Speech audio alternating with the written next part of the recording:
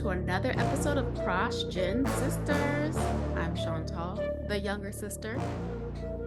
And I'm Keisha, the older sister. Hey, sis. Hey sis, what it up? What it do? What it do, baby boo? No one says that anymore. Sorry. I still do. I low key like Do it, you? especially when you say it like that. What it do, baby boo? It's like a flow to it. I like it. I think it's a cute little Okay, well, yeah, saying. we'll keep it. We'll keep it then. Cool. Yeah, we can keep it. We just can't say fetch anymore. I've come to find out, and I'm just like, I'm never getting rid of fetch. So whatever. Who said we can't say fetch? Um, whenever whoever told Gretchen Wiener she couldn't do it, those haters are out here. Those same haters are out here saying it. So fetch has happened. It will continue to happen, and no one can take that away Yeah, from any of us. fetch is So here. Fetch has been here. Fetch is it's here to been here, stay. and it's going nowhere. So period. It's been out for 20 years. Can you believe Mean Girls is 2004? What is time? Yes. So you know what? Those haters of fetch can go fetch. Go fetch and go touch grass. Okay. Um. Anywho, how was your weekend? Uh, my weekend. I haven't talked to you in like a week. It's I like a know. long time. We don't usually go that long without talking to each other. I know. I I've miss been out you. here. I miss you too. I've been out here in these not in these streets, but in these travel streets, in these planes. I've been traveling the past 2 weekends. It's the first weekend I'm back. I love a good chill weekend where you just have no plans, but just like, of course, I have a few errands here and there, but like I love just like it's a gloomy day in the West Coast. I love that the sun isn't out. It's just like chill. This is perfect ramen weather. Watch a nice cozy show. That's Ooh, my vibe, ramen. especially with fall coming up. Oh, I'm about to be face down, ass up in so much ramen. It's going to be a problem. And pho. Oh, let me tell you something. Yeah, this is my season coming. Okay. Fall, spooky season. I was never really a fall girly, but as I've gotten older, she's crept her way into my life, and I'm not mad at it. I love fall. I'm so excited for fall to be here. I love fall even more now that I'm back in New York. And you know what? I think about summer. Fuck her. I'm over summer. When people are like, oh, summer is going to be over, I'm like, bye, bitch. You've been insufferable. You've been insufferable for 3 months. It's been hot as fuck. There's all kinds of shenanigans because people are out in the streets and not just the travel streets. And I would like for people to go back inside, put some clothes on, and I would like for the sun to dial it down. And that's how I feel about summer. Well, dang, tell us how you really feel. Yeah, summer is not the best when it comes to sanity. Because there's none to be found when it's too damn hot. It was like 115 degrees in the West Coast about 2 weeks No. ago, and I just think it's rude and disrespectful. And the Earth is telling us, hey, pump your brakes, literally pump the brakes because I'm dying. And so no one's listening. And the people who need to be listening aren't doing anything about it. So, yeah, fun time. Before we go down the climate change depression spiral, should we move it on to our first segment and start the show Yeah, with let's do it. Today I Learned? Okay. All right. And it's time for Today I Learned. Yay. I love this Woo. segment. Same. My Today I Learned is more of a personal revelation, kind of along the same lines as your I'm a super fast hyper with my talent for nails realization from our last podcast. So I listen to this podcast sometimes called Don't Ask Tig.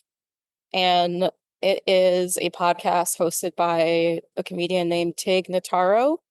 And she is a comedian and actress. I think she's currently on one of the Star Trek shows. Um, she's kind of androgynous looking. She's got short hair, short dark hair. She's, I want to say, middle aged. And she had a show. She had an episode with Nicole Byer on. Is it Nicole Byer or Nicole Byers? Fire. I love her. Yeah, she's super funny.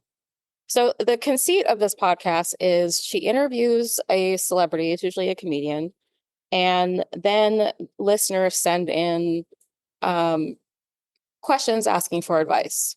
And so Tig and whoever the guest celebrity is for the episode give advice. Before that, though, they have, conversation. And so Tig says they start talking about like body image and how they feel about their bodies. And Tig said that she did an HBO special and she took off her top in the middle of her HBO special. And she has had a double mastectomy.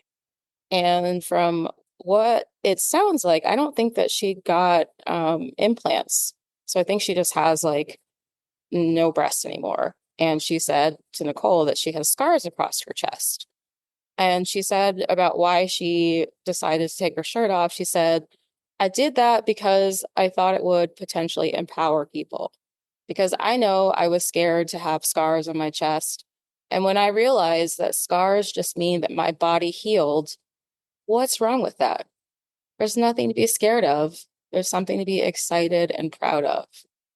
And as you know, I have had breast cancer twice, Mhm. and I had a single mastectomy. So I had one of my breasts removed. And I do have I feel a little bit self-conscious about my scars.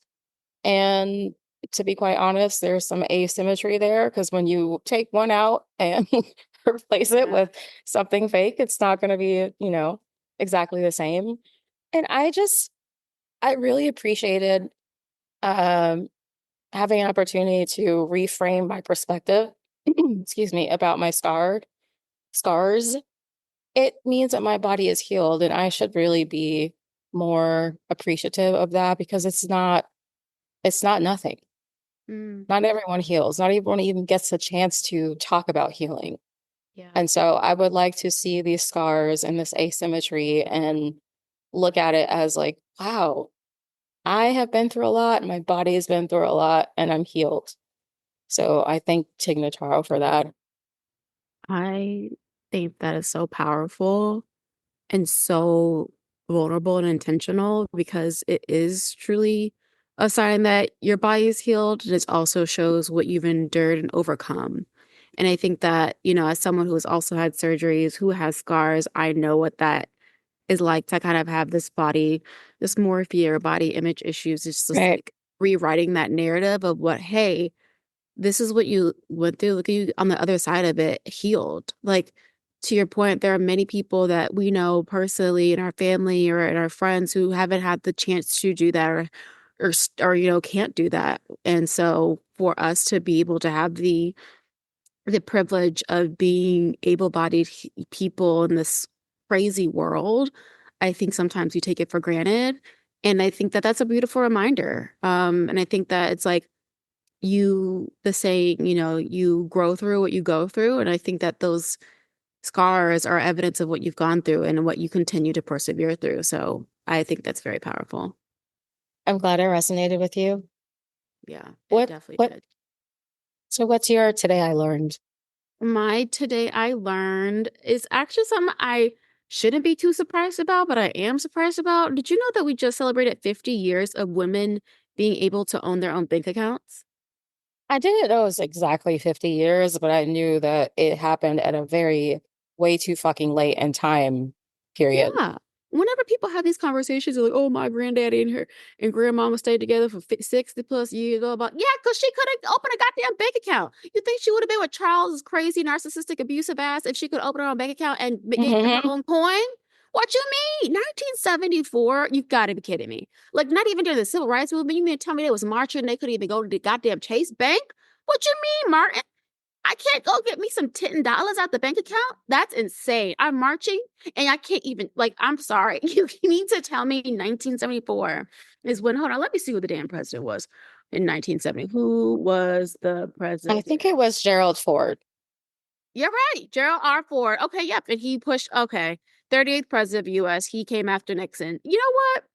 He not come after Nixon. You really had to bring it. You really had to bring it. So shout out to that administration for pushing that through, but god damn, why did it take so long? Why did it take so long? Are you kidding me? 1974. So that is what I learned. And it also made so much sense of why women, like, and it's also still residual today of financial abuse and like people who were controlled by money. I'm just like, oh my gosh, I am so proud of us and the autonomy that we have to know our worth and to have bank accounts and to I don't know. It was just a crazy fact to learn that women were not allowed to have their own bank accounts. Like, oh my gosh. It's it's egregious, and it just shows how 50 years is not that long ago.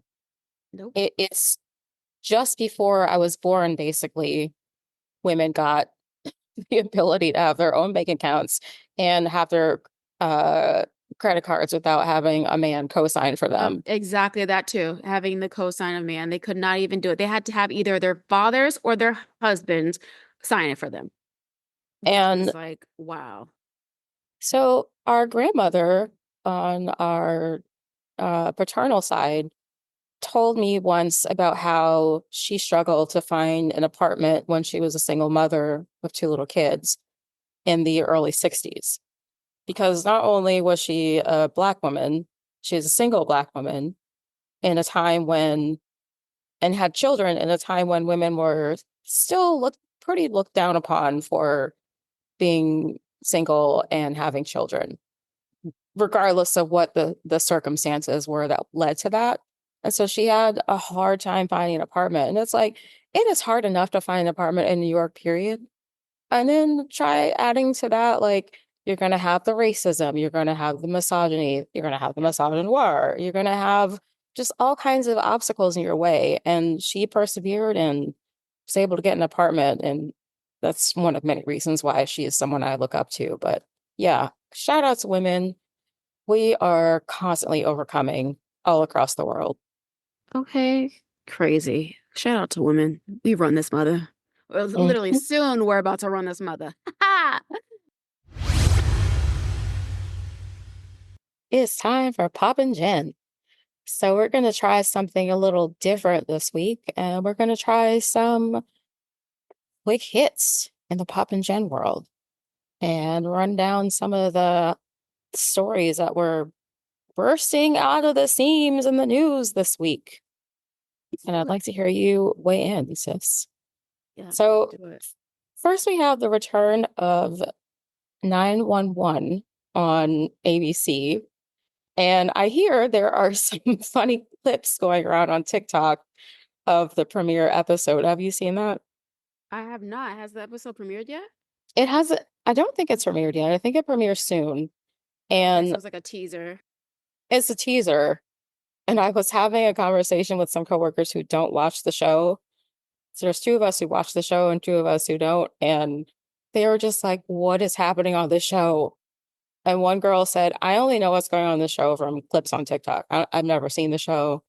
And I was selling it. So yeah, check out the 911 clips on TikTok. Okay, you know I like that show as well, so I got to see it. Speaking of 911, you know they're canceling 911 Lone Star after this next season? Oh, that's a bummer. Yeah, I mean it takes them about 2 years to bring the show back. So at that point I forgot what was even going on. Do you think ABC will rescue it like it did for 911? Maybe potentially if the fans have that same outcry that they have for it, because one thing you wasn't gonna do is get rid of Athena Grant. Okay, Miss Bassett, No. yes, you Yeah. are not getting rid of Athena Grant. Like, let's be for real. So unless you have the fan power behind it, pushing, advocating like they did for 911 and having that star power effect, Rob Lowe's got to lead a campaign. I'm just saying. So until then, I don't see ABC fighting for it. We'll see what happens. We shall see. What's up next, sis? J-Lo and Ben. Have you seen the latest paparazzi photos from their trip to Beverly Hilton Hotel? I have, and I just feel like these are two people who are being cordial, minding their damn business, doing weird publicity shit. And I honestly, I'm just like, they got people in the middle of their palm of their hands. It's just so fascinating to me how people are just so obsessed with these two. I'm like, okay. Well, you say cordial. There's one picture that looks like Ben is yelling at Jennifer.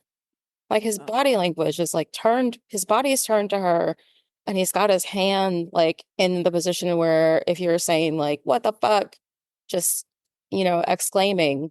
And it's possible that he's looking in her direction towards someone else and like maybe like yelling at paparazzi, but it doesn't look good. I mean, hey, they are getting divorced for a reason, so he probably was like, listen, if you leave the goddamn milk out one more time, it's a like I can't. They probably still live I together because mean, I wish it was something. I don't think they still live together because he supposedly is dating one of the Kennedy offspring. already, are you Yeah, serious? yeah. And like for months. Yikes, he does not Allegedly. waste time. Yeah. So there's more to come in that saga, of course. You are a student of the class of Wendy Williams. Allegedly. Ain't nobody gonna sue me. Okay, nobody got time for that. Allegedly, okay, to any legal counsels listening. Okay. All right. What's next, sis? Have you seen the latest cast of Dancing with the Stars? I have my girl Phasia Messy Boots Parks is on it. Okay, the Southern Belle of Atlanta. But yes, I thought it was a very interesting sporadic cast. I mean, I think it's great for some people who are in the cast, but why are they giving a slot to someone who's wearing an ankle monitor, who scammed a bunch of people and, from what I understand, destroyed lives? I'm talking about Anna Delvey. I have not watched any documentaries or news programs about her. All I know is she's a scam artist and she's wearing an ankle bracelet. And if it were you or me or anyone else with this dark complexion who had an ankle bracelet, do you think we would be offered to dance on Dancing with the Stars and just be cutesy about, oh, it's no big deal. I can dance with my ankle bracelet. No, because if that's the case, then they need to give a Dancing with the Stars slot to the girl who faked getting kidnapped. What was her name? Oh yeah. And was she in Atlanta somewhere in the Yeah, I think she South? was yeah, she get it and she got the hoax. So if they give it to criminals, hey, okay, if that's what we're doing, it's because I don't see that girl get she didn't have a Netflix show, but hey, what's the difference? Yeah, and we can another time talk about how sometimes the media likes to reward people who have done terrible things. But I will just say I'm disgusted that they had her on here and that they had Sean Spicer on last season. So I will leave it at that. Sean Spicer was on like several seasons ago. Whatever. He shouldn't have been on it. His little dumbass should have written out into the sunset. Yeah, and they just know that polarizing figures like that are going to attribute to views. That's ultimately what they're doing. They want views, and so they know that oh, this is going to cost. They're doing. We're. It's exactly what they wanted us to talk about it, have conversation, and then tune in. Yep. So But I'm not tuning in. I mean, I am going to watch the. I'm not going to tune in. I'm going to watch. I'm going to watch some clips though. I'm going to see what's going on. I don't ever. I don't cannot tell you last time I watched a broadcast like that and in real time. You know. Yeah. I would record it when Ariana Madix was on and just fast forward to when she performed. Yeah, I used to do the same thing. My favorite season was in when Amber Riley won. She killed it. That was that season. She killed that season. And I like when Tamar Braxton was on, Brandy, basically rooting for everybody black. So that's I remember when Zendaya was on Dance with the Stars. This was before she blew up into a Yeah. movie star, but Yeah, that was good. yep. So we have a couple of sad ones to say goodbye to some very talented and magnificent figures in the Black community. First, we have James Earl Jones, who died last week at the age of 93. Rest in peace to a man with a booming voice that will be remembered for years to come. A Anything? voice of just powerful, just diction, distinction, and all of the above. Mufasa, may you rest in peace. Like the voice of just like, oh, you just commands your attention, James Earl Jones. But yeah, people, I mean, I So happy he got to live 93 years. And Lord, forgive me for saying this, but people was on Twitter talking about some gone too soon. I said the man was 90 goddamn 3 years old. The man was okay. Him and Jesus were classmates. Like I just feel like the people Oh, need to like be serious. Like he lived a long, beautiful life, and may he rest in peace. But let's be for real. gone too soon. I said 90 freaking three. We should be so lucky. Okay, are you kidding? So yeah, I just thought that was like interesting. I was like, okay. But yes, rest in peace to Mufasa, the legend, James Earl Jones. And then another legend we lost is Mr. Frankie Beverly. Oh yes. Oh, Frankie Beverly reminds me so much of childhood, riding in the car with like mom and listening to Magic 102 in Houston and riding down 1960 on a Saturday here and happy feelings in the air. It was just like the perfect like soulful like family reunion like type vibe. And Frankie Beverly, you are a legend. Maze legend. Like what, like the soundtrack of every type of family function, you cannot be there without hearing Frankie Beverly and Maze. And I'm glad that a new generation got to discover him when Beyoncé redid Before I Let Go Hmm. a few albums ago. And very few people could pull that off, and she did a fantastic job. She did a good job. Like, I like both versions. Me too. Me too. I love both versions. When she does the breakdown, pull up to Coachella. Ah, Yeah, she did her little sort of right. I just want to have like she has her own mix to it, and she just did it justice by honoring such a legendary artist and song. So yes, may he rest in peace and may his music live on forever. Indeed. So, in lighter topics, have you seen these photos of Rachel Lindsay, Sierra Miller, and Nina Parker hanging out? The first photo I saw of this chocolate trio of legs is when they went to the US Open and took a photo together. And I was like, what is this? Like, I watched Summer House. I love Sierra on Summer House. And I watched Rachel on The Bachelorette only because she was The Bachelorette. And I listened to her podcast, Higher Learning. So to see the two of them together, and I was like, I didn't know they were friends. And what can I be in this group? I want to be in this girl group. And You then I really saw do. I do. I'm the perfect color brown because also Natasha Parker is in the mix. I am the perfect color Nina, brown. Nina Parker. No, not Nina Parker, Natasha Parker. Who was Natasha Parker? I put a link in the Oh, okay. I thought you said Nina Parker yeah. because this is Nina No, Parker. no, Natasha Parker. Oh, you're right, it does. But I mean Natasha Parker. Uh so I could be part of this like brown trio of oh man. But I bet they just have so much fun. Just I bet they do. They look like they have a blast. And what a perfect duo, Rachel and Sierra. and don't forget Natasha, because Natasha doing her thing Natasha too. too. And Nina Parker, the host, also is really good friends with Rachel. I think their Yes, friends they would are be really good fun. friends. Yeah. And they hang out with like Christelle Styles. I think that's so Hmm. LA, but I think that like you would definitely fit in with that group. That's what I'm saying. We'll see how we can make that happen. Yeah, I think you got to move back to LA to make that happen.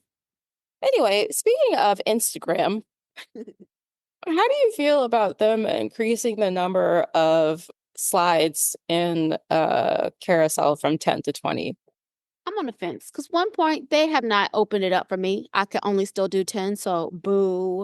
And then on the Oh. other side, I'm not trying to watch a goddamn photo story. Like you be thinking it's 10 and you're done. And then you got 10 more to go. I was flipping through someone's, but I said, when does it end? And Hmm. how many things do you need to say? Like how many pictures? It's giving Shutterfly. It's giving photo album. It's giving enough. That was frustrating. So it just depends on if you're also posting good quality content. If you're just posting 16 of the same photos in different poses, I'm I'm opting out. Let's talk about that because I don't understand the trend of people posting the same photo, they just have a different facial expression and a different pose. and posting 5 different photos. Yes, that I part. don't understand. I don't understand it either. I never will understand it. We don't need to see the same picture 10 times. We just don't. Um, it's a waste of data. It's a waste of space. And I want no parts of it. All right, well, that's it for our quick hits. Let's get into some deeper dives. Let's do it. Let's do it. First, I wanted to talk about Hannah Berner. And you know Hannah Berner. I feel like she's had a serious glow up over the past 2, 3 years. So, for people who don't know who Hannah Berner is, she is a comedian, and I guess she was like a almost pro tennis player. But I first heard of her through Summer House. She was on, I want to say seasons 4, 5, and 6, or maybe just 4 and 5. First season she was on Summer House, she did great. Fans loved her. They invited her back. The 5th season of Summer House, which is also the COVID season, so the show was a little bit different. When that season aired, people were like, Hannah's terrible. I don't want to see her in my TV again. She's awful. And when I finally caught up to that season, I was like, what's wrong? And I was like, oh, I don't really care for her anymore. Yikes. But that being said, she has since gone on to, after she left the show, she and another cast member who's her best friend and her friend before the show, Paige DeSorbo, who I also think is just the cutest. She's so They, adorable. I love she is Paige. adorable. Yeah. They have a podcast together called Giggly Squad, and Giggly Squad is just taking off. They do shows across the country, like live shows across the country. They have a book coming out. And outside of Giggly Squad, Hannah's comedy career is blowing up because she was doing all this stuff on TikTok that was funny. And now she has a Netflix special. So I'm just like, wow, way to just take something that, like, after Summer House and people were just really upset with her, somehow she turned it around and, like, she is winning. I So mean, good for you, Hannah. way to capitalize on your glowing, up career. So good for her. Congrats, Hannah Berner. Yeah. I really like Paige. Paige is my favorite. I would hang out with Paige. I would hang out with both of them, but like Paige is my type of girl. Like I love her style. I love her personality. Yeah, Team Paige. Yeah, I'm a big fan of Paige. Hmm. And Paige is really good friends with Sierra Miller. Oh, is It she? Oh, all yes, because they were all, goes full yes. circle. It all comes together. It all connects. Cool. Um, Next, did you see the drama about Tiffany Haddish at the Monse Maison fashion I show? did. It was this the video where Kathy Hilton told her to walk the runway. Hmm. Okay, yeah, I saw that. And I'm just like, why are we surprised that she did a little stunt like that? I don't get it. Um, yeah, I kind of just wanted to talk about Tiffany Haddish in general, and this is a good starting point. I saw it and I was like the same. I was the same thing. Like, Kathy Hilton is basically like, Tiffany, dance, monkey, dance, and she Basically, didn't she didn't say that exactly, but that was the general vibe. Is like, haha, it's gonna be so funny to watch this silly black lady go and interrupt the fashion show. disrupt a fashion show. Yeah, exactly. And so she did it. Yep. Mm-hmm. But I also wasn't surprised because Tiffany Haddish loves to take it too far, and she loves to um try and use nicer language than I've seen other people use, but she will put on a show for the enjoyment of white people, sometimes at the detriment of Black Yep. people. Yep. So I was not surprised. Yep. And I'm generally over her, which is a shame because when her breakout role is probably, I would say, Girls Trip, although I liked her in the Carmichael show before that. But, with Girls Trip, like, her career took off, like, Yeah. skyrocketed. Hmm. And I was happy for her. but she has between the news about the video that she recorded with Aries Spears and the children years ago that was inappropriate, and her drunk driving incident and how she behaved after, and then her trip to Israel and the comments that she said that just sounded really ignorant.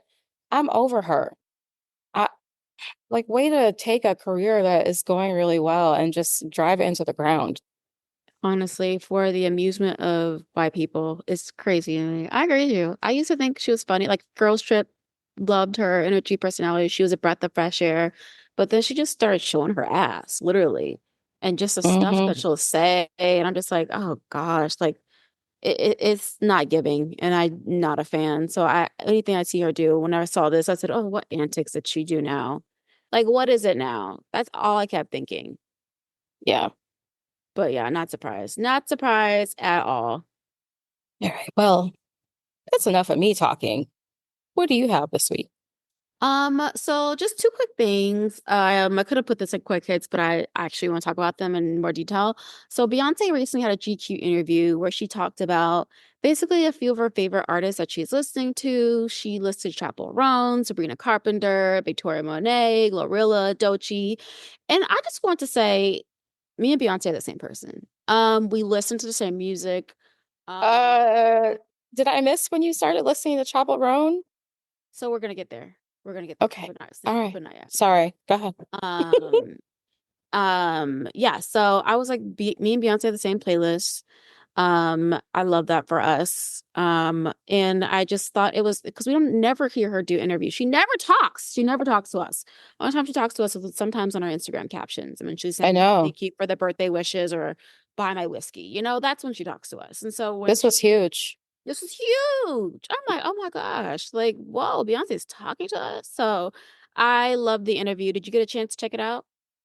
I haven't. I want to because I do recognize how monumental it is for her to agree to be interviewed. But I will. I want to. Okay.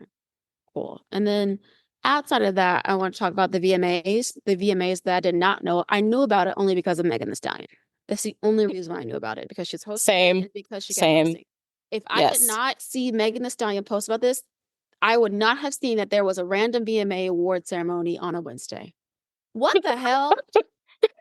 I remember when it used to be a monumental moment when the VMAs used to come on. I'm talking about the Britney Madonna era. I'm talking about the little Kim with the nipple and Dinah Ross coming out. I'm talking about when Beyonce in 2006 did the ring the alarm choreography and did that breakdown. Okay. Boom. Boom. And then you had the same year, you had Justin Timberlake do My Love. Be my love. Like I'm talking about Christina Aguilera. I'm talking about the VMAs used to be disruptive, used to be edgy, used to be a Yeah. monumental moment. Carson Daly, Kurt Loiter, everybody, it was monumental. Michael Jackson, Janet Jackson. Are you kidding? When Janet Jackson used to, the VMAs, when MTV actually was about music, when it was actually music television, that's when it was at its heyday. Now, look Okay, at the hold up, hold up. VMAs. I'm sorry. I'm sorry to interrupt your flow, but you are giving me Kamala at a speech right now. You are giving me Kamala at a rally. The way your neck is moving and you're pursing your fingers, like, I'm getting serious. Let's be clear. Let's be clear. Let's be clear. Let's make it very clear. Okay. Let's be very clear. There was an era where the VMAs, it was the hottest ticket in town. You would see Pink, okay. You would see everybody in sync, Backstreet Boys. That was the place that everybody came together. I remember when Aaliyah was there one year. She had Justin, does it stop off and try again? And she been on the carpet. Baby, it was a moment. And now it just seems like some secondhand, like, oh, this TikTok's no shade, but shade. It's just not what it used to be. And I miss the era of true talented artists coming together to show their creativity. I did not watch. I literally only watched clips online. I watched it for Glorilla, Megan Thee Stallion, and Sabrina Carpenter because I love Espresso Girlie. She got me in a little chokehold. But yes, I just say all that to say the VMAs is not what it used to be. It is not the era of Ananda Lewis and Carson Daly and Kurt Lauder and MTV News. It's no longer that. we need to relish in the fact that that era has passed and be thankful that we were able to experience it. But other than that, no. I didn't watch either. I also didn't know it was on, aside from Megan posting on Instagram. I don't really care about it. And not on a like, oh, I'm so old, I don't recognize any of these artists, I'm not gonna watch. It was just like, I just really don't like, what is the point of this ceremony? There's When this show first started, it was because there were actual videos on TV, and there's not the same kind of video culture. So I don't really get the point of it, other than having a bunch of stars come together and perform, which is great. Perform, yay. But it's just not the same. My One of my favorite VMA moments is from the height of my obsession with NSYNC, and I believe it was the 1999 VMAs where they performed after before Britney Spears, and just the two, like the two together, NSYNC and then Britney Spears. Oh, it was the best. I had that whole thing memorized for a while too. I'm sure you did. That was your era, girl. You was, listen, ready. It's I the love good that. And times. one last read on MTV. MTV, I used to love you down, but I got to read you and drag you to hell for this one. Last year, you did not invite Victoria Monet to the VMAs, nor did you let her perform. Less than 6 months later, she won 3 Grammys, one of them being Best New Artist. You failed her epically.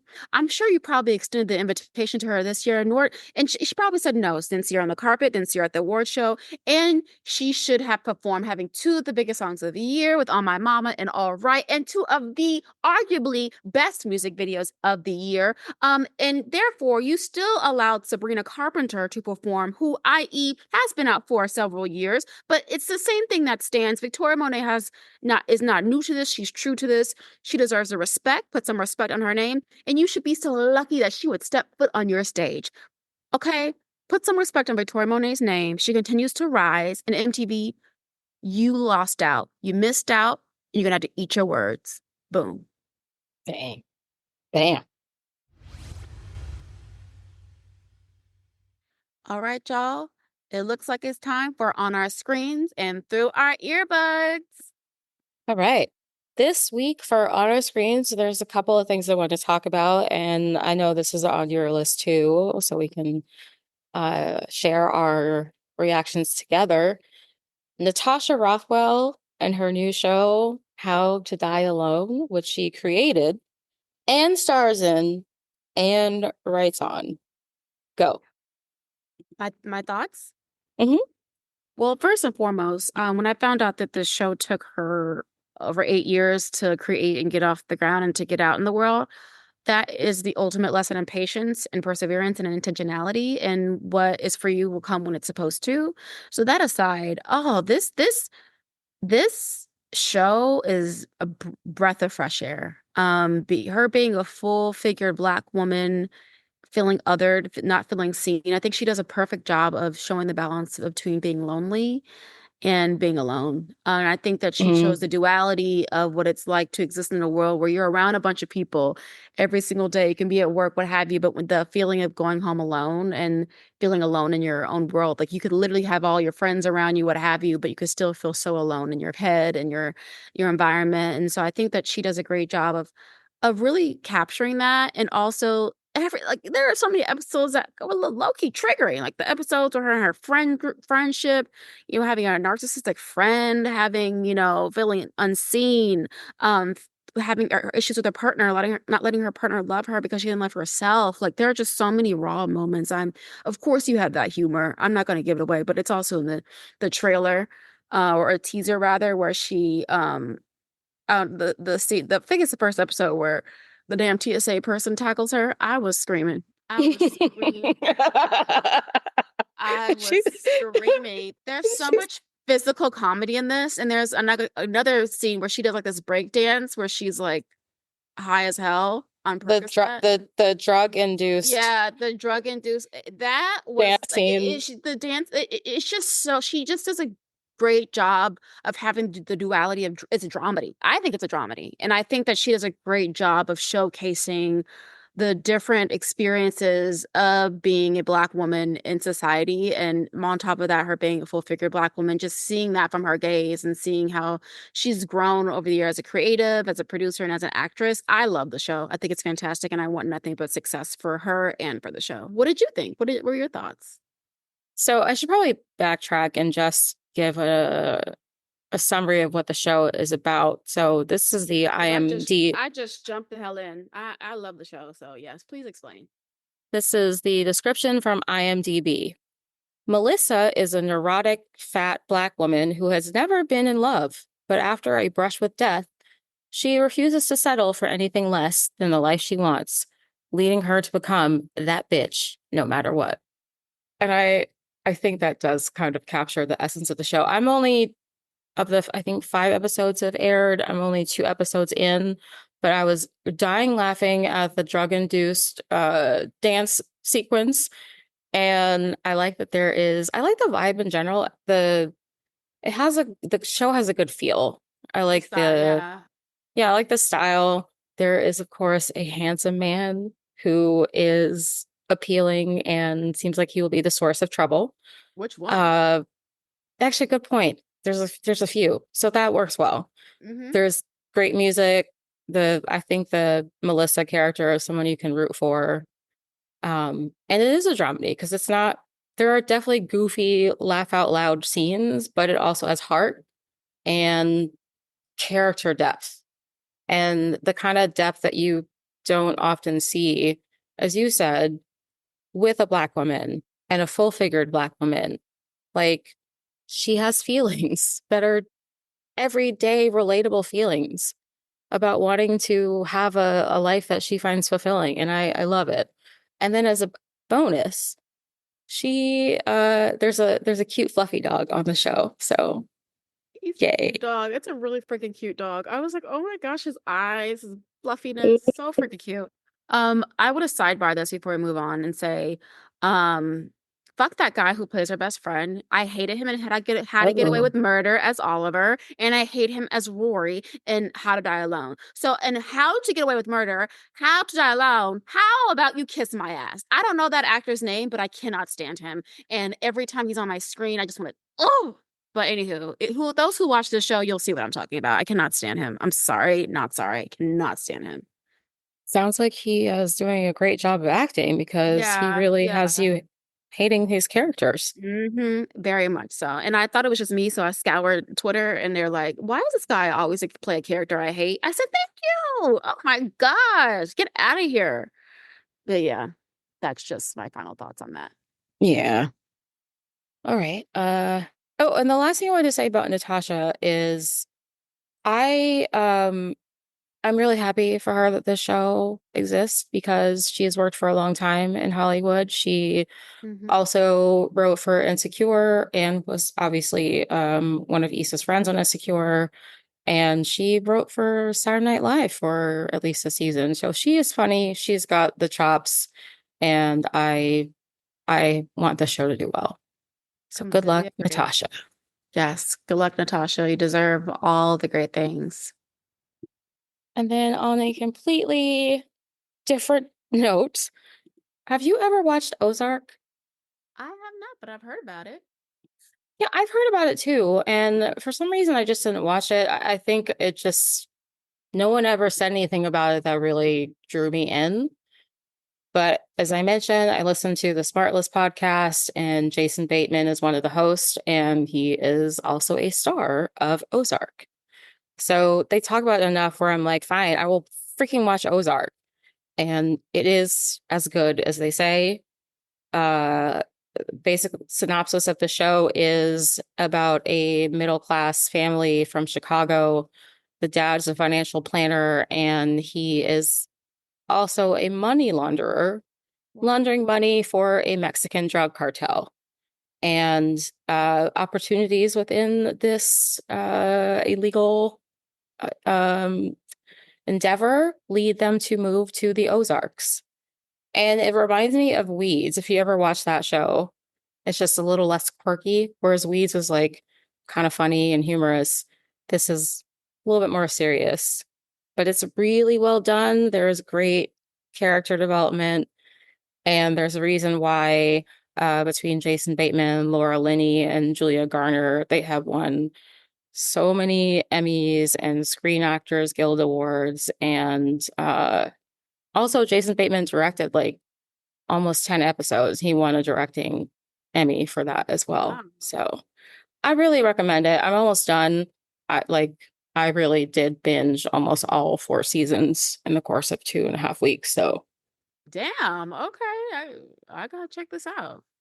yeah, it's really good. Moving on to like things you're listening to, are there any particular artists or podcasts you've been listening or feeling lately? Yes, I have two and heavy on podcasts this week. So one is a podcast called Culture Study, and it is basically a deep dive into culture topics. And if you love pop culture and just culture in general, the way we do, this is a show for you because it's just like, let's take a popular culture topic and break it down. And so there's an episode that I really like on the complicated future of reality TV. And they talk about all the different reality TV shows and the history of reality TV and where it can go from here. There's also a show or an episode on trad wives, and there's an episode on the best and weirdest TikTok trends.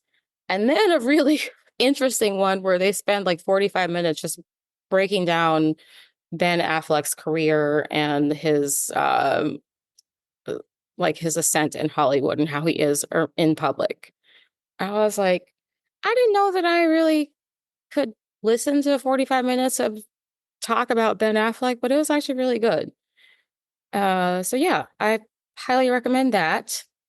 And then in the first episode of our podcast, I mentioned that I am from the Jordan Catalano generation.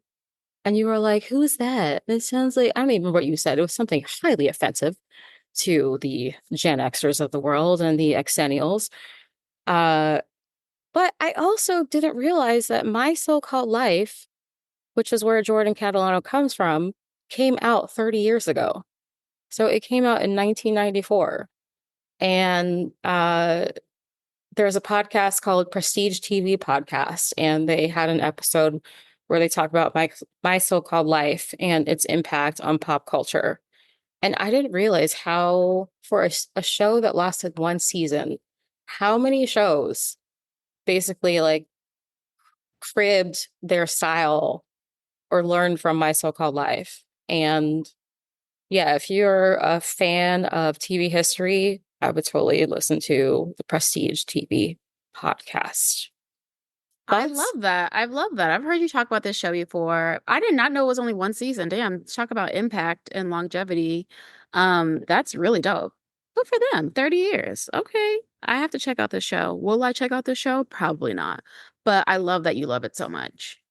It is on I believe it's on Hulu. And like I said, it's only 1 season. I And I mean, think since it's you one season, I think I'll watch it. I'll think if I I think just you have would a day where I need to clean up and watch something, I'll put it on. oh my God, that would be amazing. And then we can talk about it. No All right. promises though, but yeah. Okay, that's fair. What about you? What is going on in your earbuds?